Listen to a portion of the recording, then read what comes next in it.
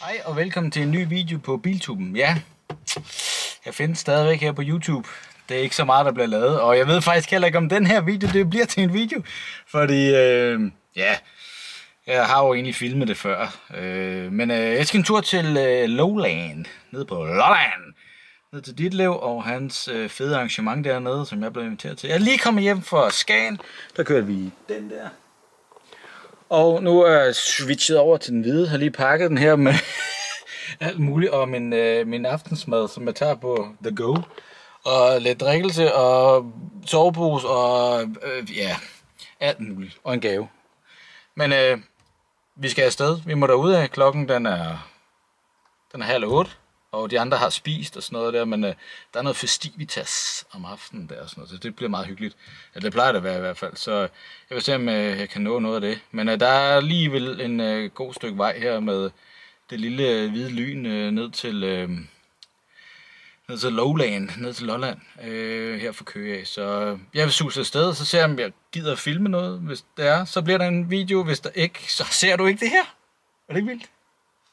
Mindblowing. Ses. Hey ho, hvem har vi her? Ja, der er sgu mig igen. Det er lørdag, og nu er selve Lowland egentlig åben. Og jeg tænker, at vi lige går en tur rundt, sådan totalt freestyle, og bare lige kigger. Og så kan jeg måske fortælle noget om nogle af de biler, jeg ved noget om. Men vi starter nede bagved her, og der har vi jo noget fra Team Batmo. Der har vi Træsports flotte Mazda med roof rack og hele pivetøjet. Kaptajnens Jetta. Og hernede der har vi Miss Cobra Green. Sådan en rigtig fin bil. Så har vi her noget Mois Mascot og med trailer. Den er sgu meget fedt lavet. Og her har vi Mas BMW Boost Junkies BMW Cabriolet E30. Rigtig flot bil, han har fået lavet der.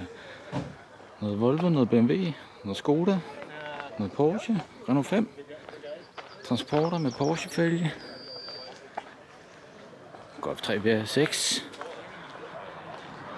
Jonas Rød derovre. Golf 3 der er også flot. Den her, den er lige kommet. Den har faktisk ikke engang fået kigget på eller taget billeder af endnu. Flot Mercedes.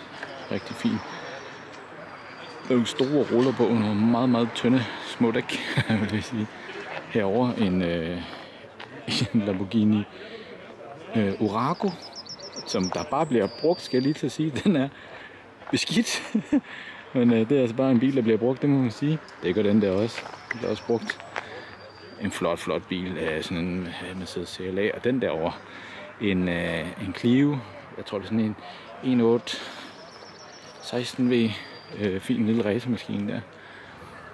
Og hernede noget golfværk. Og den her, en gammel fin Chevrolet. En Citroën med selvmordsdør og det hele. En rigtig gangstervogn. Her nogle fine... den er altid flot. Det er den altså bare.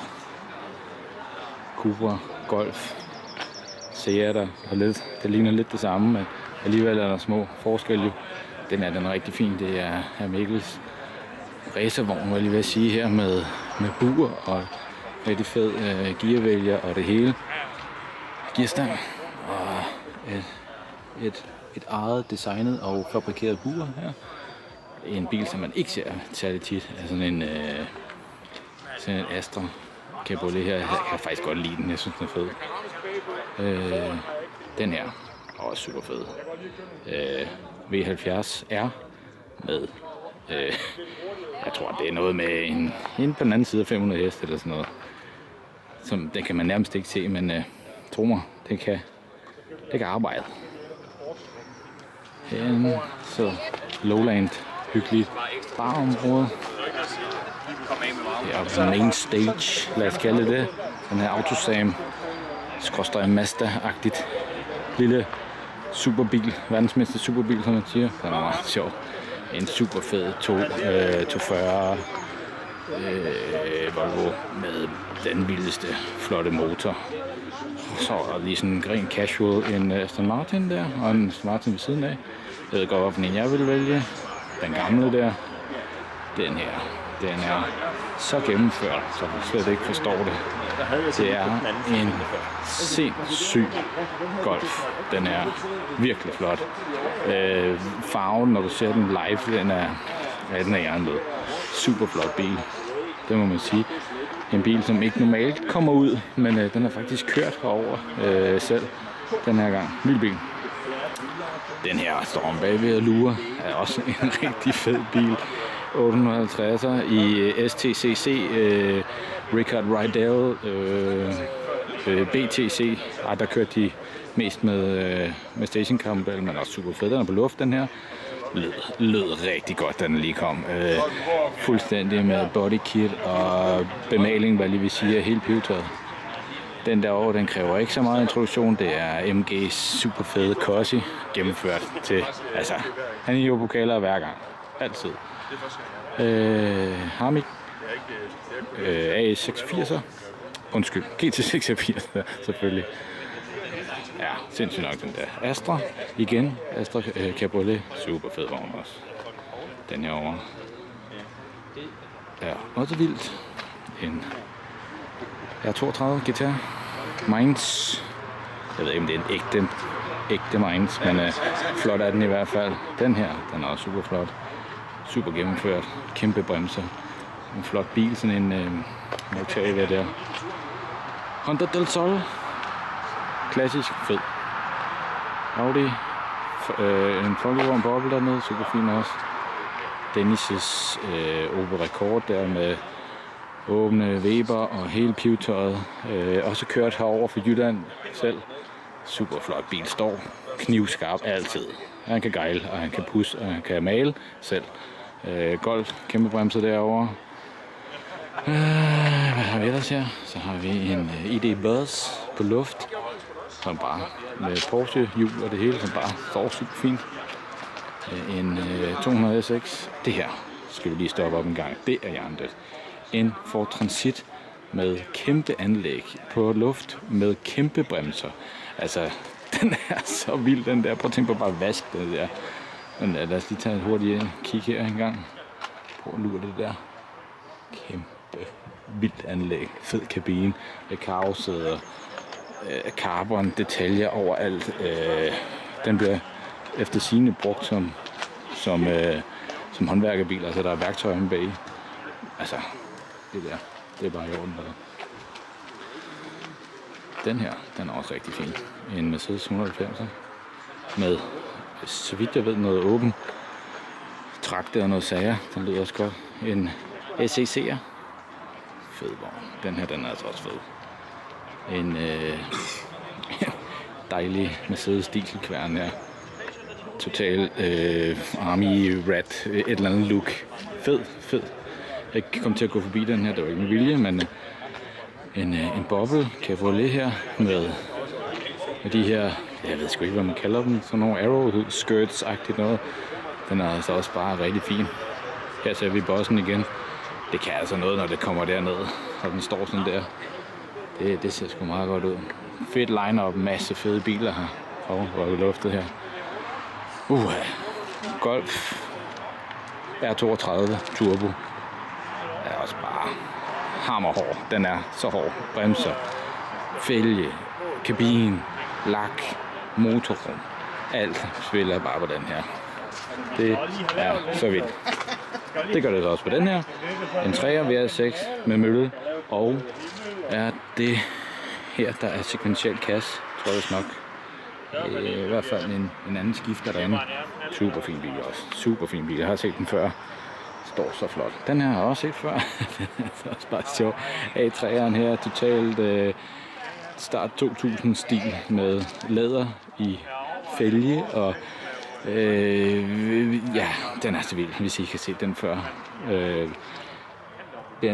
Der er så meget at sige om den her med bund, med malet, jamen altså alt. Og læder ude i motorrummet, og den er super fin. Jeg elsker det kommer frem igen. Baseballbattet, det er fedt. Super. super lækker. Engholms A6'er, også bare lavet færdigt, super fin på luft og fælge og altså den vildeste kabine. A3'er, Lupo GT original med 1.6 16V SUV motoren, super fin vogn, altså fælge passer perfekt. Golf GT Club Sport, super fin også, den har jeg set før. Og en Airline der også. Så er der lidt Ditlevs postbil, sådan en der kan køre lige hurtigt frem og tilbage-agtigt. Sådan en DAF fan der, det hedder. Nu bliver han sur på mig, for jeg ikke kan huske, hvad det er. Men den er altså bare rigtig fin. Vi hopper lige en tur ned til bagved, for der holder også noget, i hvert fald noget rigtig vildt. Så 2 sæk. Og vi kommer lige tilbage ned på jorden her. Super fin Golf 3. Og jeg holder ved siden af. Og der? Her der med. Opel SQ. Nej, ikke en SQ. Hvad fanden er den sådan en der? Manta. Er det ikke Manta sådan en der? Jeg mener, jeg skal lige se, om det står bagpå, hvis vi er heldige. Det gjorde det ikke. Jeg mener, det er Manta. Nå, jeg holder her. Bag under de her træer her, de bliver bare ved med at drysse ned. Det er super dejligt. Ikke. Nå, sådan er det. Hernede der er mad. Og total fed stemning. Og den her, den skal lige have en snak med, fordi det her, det er en svensk Jetta VR6. Har kørt 20.000 km. Han har hævet den ud af en hvad det hedder, ladet. Den er som ny. Det er hjernedødt. Det er simpelthen hjernedødt. Den er bare fin. Den er altså også vild. Ja, kan du se det herfra? Hvis du kan, så er du rimelig god, fordi det er ikke en bil, der er noget, man ser mere. Men det er en Nissan Almera. Den er bare lavet færdig. Altså, prøv at se herinde, for eksempel. Sindssygt lavet. Og den helt fede Fast and Furious stil, hvad jeg vil sige, eller ja, god gammel VMAX dages stil, ikke? Golf Polo, ja, flot. Folkevogn Polo. Det lyder også helt forkert. Volkswagen Polo. Og dansk Corolla. Den her, den er altså bare hård. Med spjæld og lavet motor og carbon detaljer over det hele. Farvet carbon der. Carbon liste der. Jamen, den er så vild. Carbon spoiler. En fin BMW der med nogle passende flotte fælge til den. Det står rigtig fint. Golfen kommer til at gå forbi hurtigt der. Golf på luft med Bentley fælge. Caddy'er. Polo er der flere af. En Audi, jeg tror vist nok det er en 80'er på luft. Altså, den er så vild, den er også super fin vogn. Den her er faktisk også rigtig fed. En Golf Cabriolet, en Mark 6 tror jeg. Super fed vogn faktisk, og jeg skulle se bagagerummet. Her kan du også lige se bagagerummet på den her. Også mega fedt lavet. Men her, der kan du ikke se det, fordi normalt så er der sådan en knap herovre. En knap, så kører det ned. Så ligger det dernede, så kan du ikke se det. Det er faktisk fedt lavet. En Passat der. En Polo der. En Polo der. Mad der. En Seat, hvad hedder den sådan? Det er sådan en Seat Caddy. En 8T-maskine i. Caddy der med store bremser og hurtig dieselkværn. Opel Kadett City. Bare gennemført. Altså, det er mega gennemført, det her sæt her. Super flot vogn. Hver sin stil selvfølgelig, men den er gennemført. Hernede. Jetta. 7'er.